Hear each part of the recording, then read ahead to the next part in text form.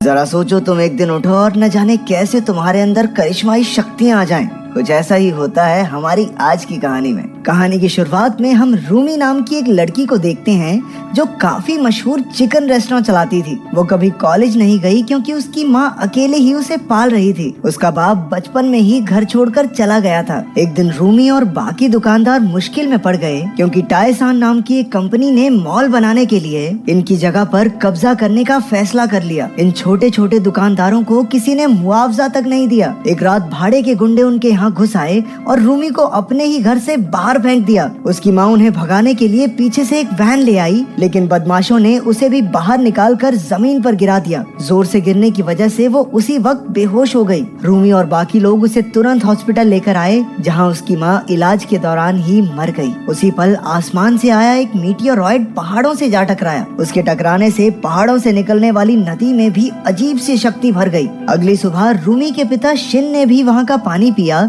जिसका स्वाद बेहद अजीब सा था। फिर वो बैंक में पहुंचा जहां वो चौकीदार का काम करता है। उसके पेट में दर्द सा होने लगा था जो शायद नदी के पानी की वजह से हुआ। फिर उसने नौकरानी को ऑफिस से छोटा छोटा सामान चुराना सिखाया, लेकिन नौकरानी ने तो एक ही बार में काफी चीजें चुरा ली, जिससे वो पकड़ी गई। शिन ने उसे देखा, लेकिन वो अपने रास्ते निकल गया। शाम को एक रेस्टोरेंट में उसका पेट कुछ ज्यादा ही दर्द होने लगा। अचानक उसके आसपास की सारी चीजें धीरे धीरे उड़ने लगी। सारे टेबल कुर्सियां खुद ही पीछे गिर गए। अब उसका दर्द बंद हो गया, लेकिन दुकानदार ने उसे नुकसान करने के लिए धक्के मारकर बाहर निकाल दिया। कुछ देर बाद शिन अपने छोटे से घर में लौटा और लेटकर एक सिगरेट अपने मुंह में डाली। जैसे ही वो लाइटर लेने के लिए आगे बढ़ा, लाइटर खुद ही उड़कर उसके हाथ में आ गया। ये देखकर वो थोड़ा हैरान रह गया, लेकिन तभी उसकी बेटी का कॉल आया। उसने बताया कि उसकी माँ की मौत हो गई है। शिन एक पुराना सूट पहनकर अंतिम संस्कार में पहुंचा, जहां वो अपनी बेटी को पहचान तक नहीं पाया, क्योंकि रूमी के बचपन में जब वो उन्हें छोड़कर चला गया था,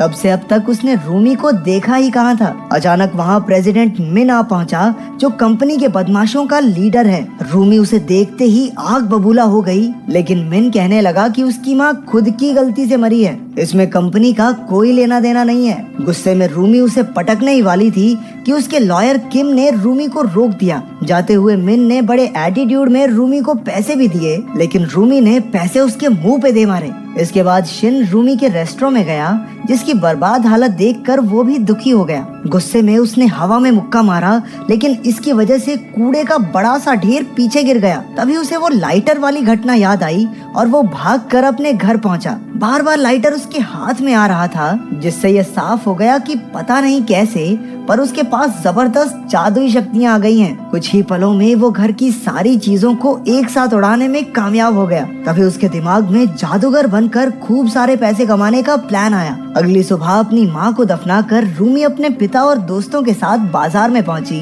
जहाँ सारे दुकानदार बदमाशों के डर से छिपे हुए थे। वो लोग कभी भी आकर तोड़ फोड़ कर जाते थे, लेकिन किम ने दुकानदारों को शांत रहने को कहा। उनकी पुलिस से बातचीत चल रही थी, लेकिन दुकानदारों का मानना है कि ये बदमाशों की कंपनी तो कानून को भी खरीद लेगी। लोगों का कहना था कि गुंडों की तरह उन्हें भी मारपीट करनी ही होगी, लेकिन किम जानता था कि इससे वो कानून के सामने और बुरे बन जाएंगे। शिन ने सबसे कहा कि अब लड़कर कोई फायदा नहीं और अब उन सबको नई नौकरियां ढूंढ लेनी चाहिए। इससे सब गुस्सा हो गए और रूमी ने तो उसे बाहर ही भगा दिया। शाम को शिन एक सर्कस में काम मांगने गया और उसकी शक्तियों की वजह से उसे तुरंत नौकरी मिल गई। अगले दिन रूमी को पता चला कि उसकी माँ की रिपोर्ट में मौत का कारण चोट लगना है और उसके पास कंपनी के खिलाफ कोई सबूत तो था नहीं। जिन्होंने कैमरे से वीडियो बनाई थी, उन्हें तक कंपनी ने खरीद लिया। बाद में शिन उससे मिलने आया और कहा कि अब वो पैसे कमाने लगा है, इसलिए रूमी को अपनी पढ़ाई पूरी करनी चाहिए। उसने एक टाई से अजीबोगरीब जादू भी करके दिखाया, लेकिन रूमी को उस पर बिल्कुल विश्वास नहीं था। उसने गुस्से में कहा कि ये सब करके वो बस अपना टाइम बर्बाद कर रहा है, क्योंकि वो बचपन में उसे और उसकी माँ को बेसहारा छोड़कर चला गया था, इसलिए रूमी आज तक उससे नफरत करती थी। शिन ने समझाया कि वो अपने कर्जों की वजह से उन्हें छोड़कर गया था ताकि उन्हें कोई परेशानी ना हो, लेकिन रूमी ने उसकी एक न सुनी। उसने कहा कि अब इतने साल बाद बाप बनने की जरूरत नहीं है मेरा, और वो वहाँ से चली गई।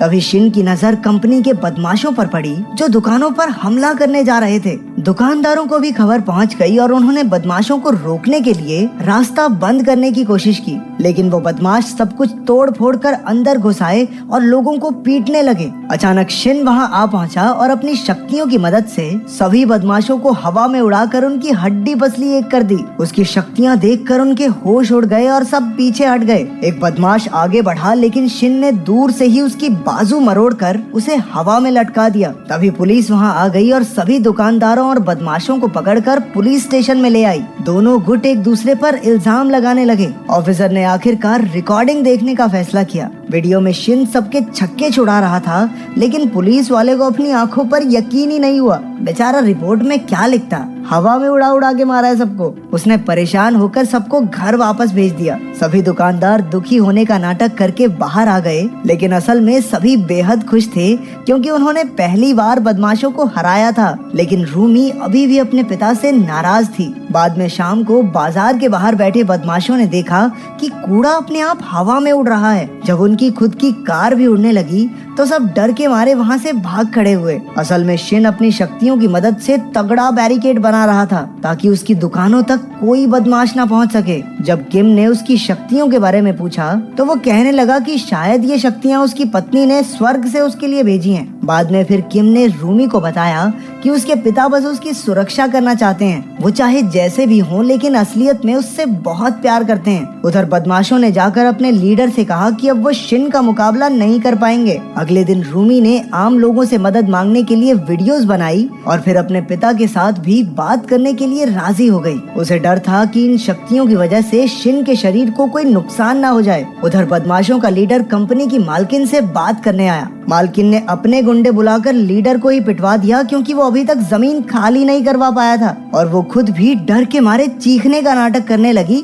ताकि बाद में इल्जाम उस पर न आए। अब मालकिन किसी भी हालत में शिन को अपने रास्ते से हटाना चाहती थी ताकि वो अपना मॉल बना सके। उसी शाम टीवी पर शिन की शक्तियों की खबर फैल गई और टीवी वालों ने उसे नॉर्थ कोरिया का जासूस कहकर लोगों के सामने पेश किया। 2 दिन बाद पुलिस वाले शिन को ले जाने आए क्योंकि बैंक ने उस पर चोरी का इल्जाम लगाया था। शिन उनके साथ चल तो पड़ा, लेकिन ऑफिसर्स ने बिना कोई कार्रवाई किए उसे बंदी बनाकर जेल में डाल दिया। उधर किम को पता चला कि कंपनी के किसी आदमी ने पैसों के बदले रूमी की मां के खून का इल्जाम अपने सर ले लिया। इससे कंपनी सारे कानूनी मसलों से बाहर हो गई। ये सब मालकिन का ही प्लान था। उसने बदमाशों की नई कंपनी बनाकर कानूनी तरीके से जमीन हड़पने की तैयारी शुरू कर दी। उसने पुलिस से भी हाथ मिला लिया था और शिन को जेल में डलवा कर अब उसका रास्ता बिल्कुल साफ था। सारे बदमाश अपने लीडर के साथ कब्जा करने पहुंच गए। किम ने ये सारी खबर रूमी को दी और उसे वहाँ से भाग जाने को कहा, लेकिन रूमी आखिरी दम तक लड़ना चाहती थी। उधर मालकिन जेल में शिन से मिलने पहुंची।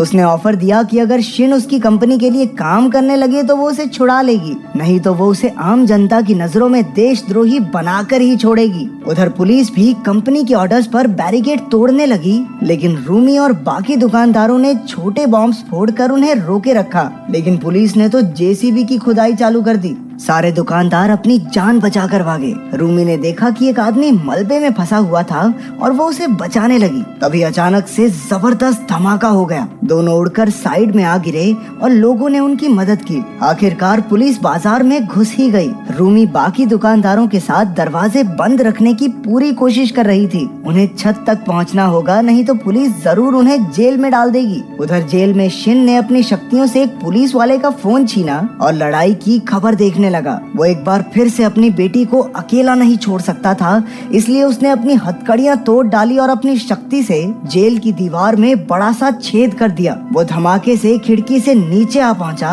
और सबसे पहले उसने उंगली घुमाकर मालकिन की कार तहस नहस कर दी। उसने धीरे धीरे उड़ना शुरू किया और कुछ ही देर में वो हवा से बातें करने लगा, लेकिन उसकी टक्कर एक बिल्डिंग से हो गई और सीधा नीचे आ गिरा। उसे एक बार फिर अपनी बेटी का ख्याल आया और वो कृष की तरह छलांग लगाकर आगे से आगे बढ़ता ही रहा। उधर रूमी और बाकी दुकानदार छत तक पहुंच गए, लेकिन एक आदमी सीढ़ियों से गिरकर लटक गया। पुलिस ने उस पर पानी फेंककर उसे गिराना चाहा, लेकिन शिन ने ऐन वक्त पर आकर उसकी जान बचा ली। एक बार फिर से लंबी छलांग लगाकर वो और लोगों को बचाने पहुंचा, लेकिन धुएं की वजह से वो पुलिस की क्रेन से जा टकराया और गलती से एक ऐसे कमरे में जा गिरा जहां बहुत सारे पुलिस वाले थे। वो सब एक साथ उस पर आ गिरे, लेकिन उसने अपनी शक्तियों से एक एक ही बार में सबको पीछे हटा दिया। शिन एक बार फिर अपने मिशन के लिए उड़ गया। उधर किम सबको सीढ़ियों से दूसरी छत तक पहुंचा रहा था, लेकिन रूमी लेट हो गई और पुलिस वालों ने उसे बंदी बना लिया। बाकी पुलिस वाले भी वहां पहुंच गए और दुकानदारों को बुरी तरह पीटने लगे। मौके पर पहुंचकर शिन ने एक ही बार में सबको उड़ाकर दूर फेंक दिया।